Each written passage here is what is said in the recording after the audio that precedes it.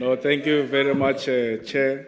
Want to take this opportunity to greet the President and Commander-in-Chief of the EFF, our commissars, fighters, and fellow South Africans. House Chairperson, members of the House and the people of South Africa, allow me to open this important debate by extending a revolutionary invitation to the people of South Africa to join us in Khayelitsha Rugby Stadium as the EFF celebrates 12 years of existence right here in Cape Town. The EFF vehemently rejects this budget because a department entrusted with the protection and advancement of the most vulnerable in society is fundamentally underfunded, mismanaged, and unresponsive to the critical challenges facing women, youth, and persons with disabilities. The majority of the department's budget goes to the National Youth Development Agency, yet successive oversight hearings have exposed alarming mismanagement, poor internal controls, late financials, material misstatements, and a disconnect between reported successes and on-ground outcomes.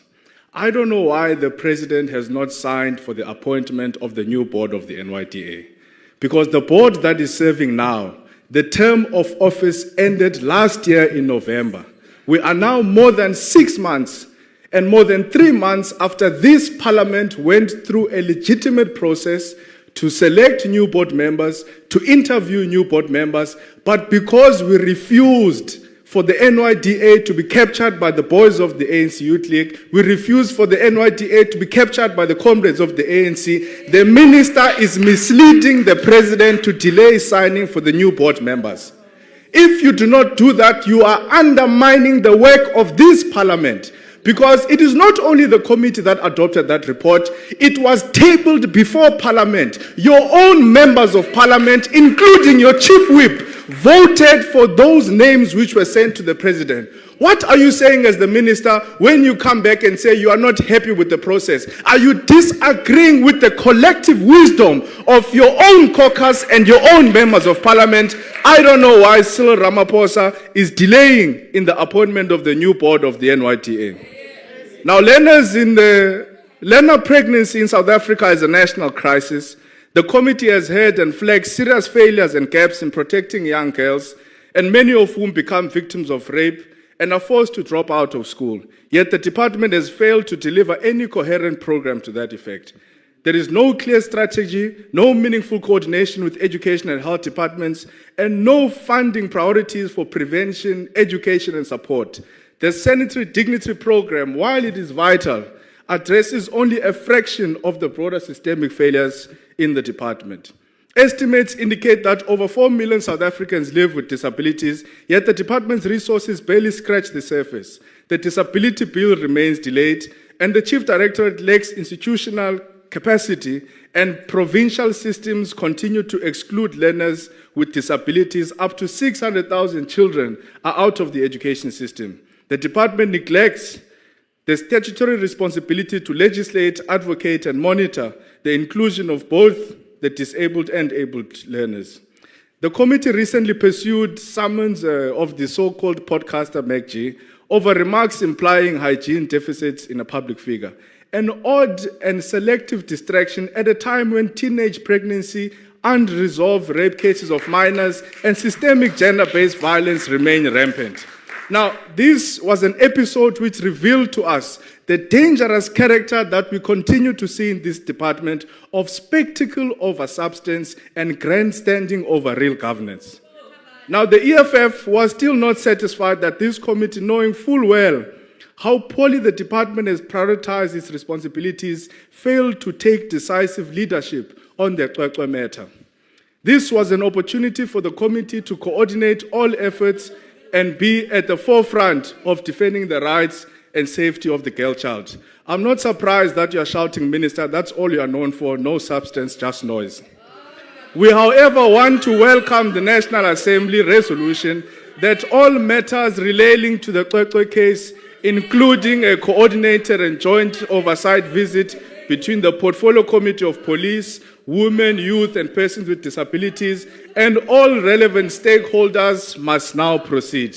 This must not be an exception. We want all cases of abuse against our children to be taken seriously in South Africa. Commissions of reports from Parliament, as well as the Commission for Gender Equality, confirm that the CGE lacks the legal power to enforce its recommendations, which are routinely ignored. This department is supposed to guide transformation, mainstream gender and disability, and prevent GBV, but does none effectively due to budget constraints, weak capacity, and of course, poor leadership and a very weak minister. Rejecting today's budget is our call for accountability, clarity, and courage. Let us ensure that this department is restructured to genuinely uplift and protect South Africa's women, youth, and persons with disability. And we want to restate our call that the President must sign the appointment of the new NYDA board. Even if you bring the process back, Minister, I can tell you now, your boys are not going to enter in the NYDA. They will find me in that committee. They will find me in those interviews. Appoint the new board because your boys have lost and they are not going to be members of the NYDA board. Thank you very much. Thank you, Honorable Member. I will now recognize Honorable van der Merwe.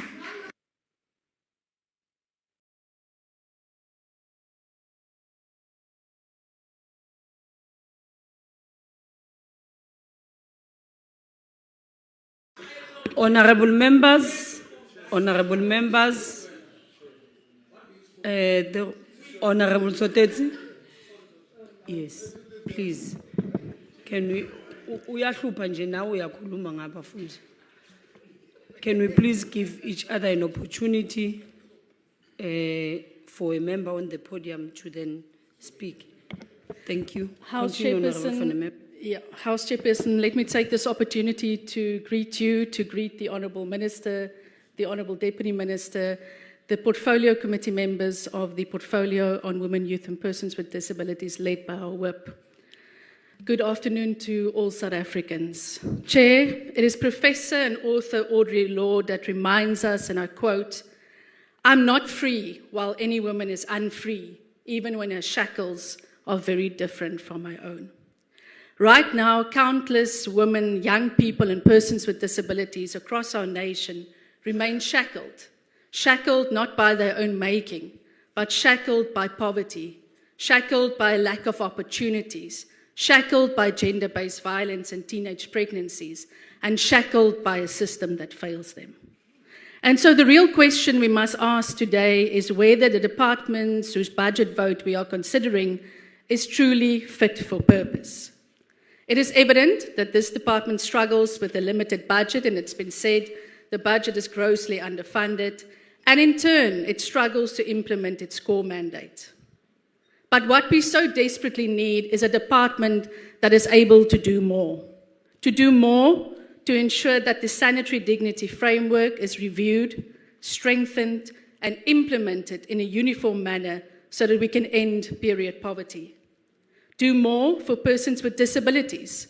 For example, as we speak right now, hundreds and thousands of learners with disabilities, more than 600,000 of them, are not in education. And I have to ask the question, where is the outrage and where is the action?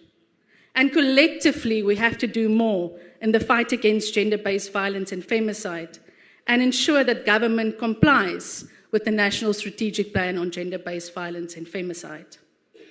Chair, Budget Vote 20 transfers the bulk of its budget to the National Youth Development Agency and the Commission for Gender Equality. Young people deserve an NYDA that is responsive, visible, effective, and accessible to rural youth. I wish to read just a snippet from a young councillor and leader who wrote on Facebook about the NYDA, and he says, "The persistent failure to appoint a new NYDA board is yet another glaring example of how young people continue to be treated with utter disrespect and disregard. The delay is not a minor bureaucratic glitch. Parliament has done its job. The selection process was transparent, merit-based, and constitutionally sound. The only plausible explanation for the delay is profoundly concerning, that it might be interference. And if that is the case, it amounts to an assault on our democratic processes, reducing a key institution to a playground for factional interests. And so I would like to make a public appeal again today to the President of our Republic, His Excellency President Cyril Ramaphosa, to act without further delay to appoint a new NYDA board. Because we cannot say on the one hand that we are interested in the future of our youth, but we leave the NYDA directionless. And while the IFP welcomes the CGE's renewed focus on our teenage pregnancy crisis, it is clear that the Commission for Gender Equality must be empowered and resourced to enforce its recommendations. Without teeth, it cannot bite, and without resources, it cannot serve effectively. Chair, impact must be measured by tangible change. To this end, the IFP plans to lead in terms of tangible change. Our President, Honourable V.S. Labisa, has already indicated that a review of the criminal justice system is needed as it pertains to the sentences of rapists, murderers, and human traffickers. When we call for a more responsible justice system, it is because we refuse to accept a South Africa where impunity reigns.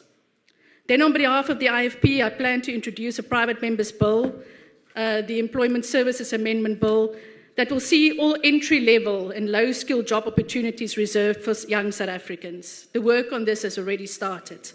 Reclaiming these jobs, which now is largely occupied by foreign nationals without the paperwork or skills that would make them eligible to live and work in South Africa, means reclaiming the future of our young people.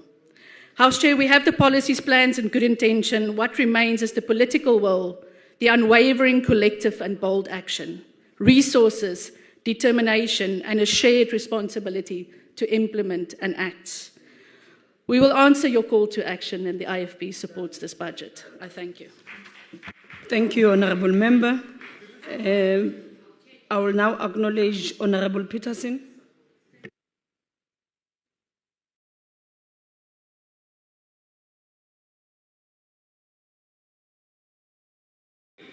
Greetings, honourable members, Minister, and members of the public. This report reflects a critical commitment to advancing the rights, empowerment, and socio-economic inclusion of women, youth, and persons with disabilities. A commitment that aligns with the Patriotic Alliance vision of a just, equitable, and inclusive South Africa. While we commend the department for its efforts in addressing systematic inequalities, gender-based violence, youth unemployment, and the marginalization of persons with disabilities, Minister, we must also express our growing concern echoed by many young people of this country. Their needs, aspirations, and voices are too often overlooked and under-prioritized during budget processes. Youth form the majority of our population, yet too many feel excluded from meaningful participation in shaping the very programs meant to empower them. This must change. Budgets must not speak about young people, they must speak with and for young people. We emphasize the need for strict oversight to ensure that these funds are effectively utilized to deliver measurable outcomes. Corruption, inefficiency, and bureaucratic delays must not hinder the transformative potential of this budget. Every intervention must be backed by accountability and visible impact.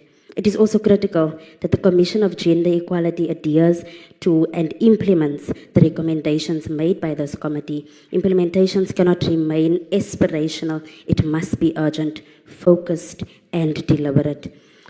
The Patriotic Alliance stands in solidarity with the committee's recommendation, and let us work together to ensure that no woman, no young person, and no person with a disability is left behind in the nation's development. We support. Thank you. Thank you, Honourable Member. I will now recognize